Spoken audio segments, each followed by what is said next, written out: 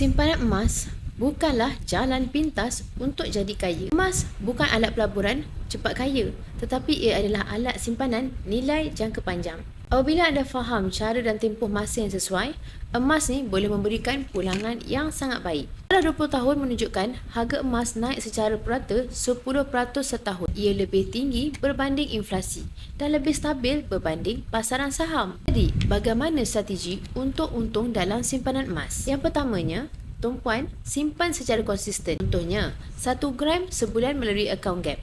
Yang kedua, letakkan matlamat simpanan untuk jangka panjang, sekurang-kurangnya 2 tahun. Dan yang ketiga, jangan jual selagi belum capai matlamat simpanan. Sesiapa yang menyimpan emas 5 tahun lepas dengan harga emas sekitar RM216 per gram pada Januari 2020, hari ini keuntungan yang mereka dah nikmati adalah setinggi 109% atau keuntungan secara purata 21.85% setahun. Di sini anda boleh lihat, emas bukan alat untuk cepat kaya, tetapi dengan disiplin, ia boleh membantu anda menjadi kaya dengan cara yang selamat. Bagi yang berminat untuk kukuhkan kewangan dengan simpanan emas bersama Public Gold, anda boleh rujuk video yang telah saya pinkan atau klik borang saya up. Saya akan tunjukkan cara simpanan emas yang terbaik untuk anda.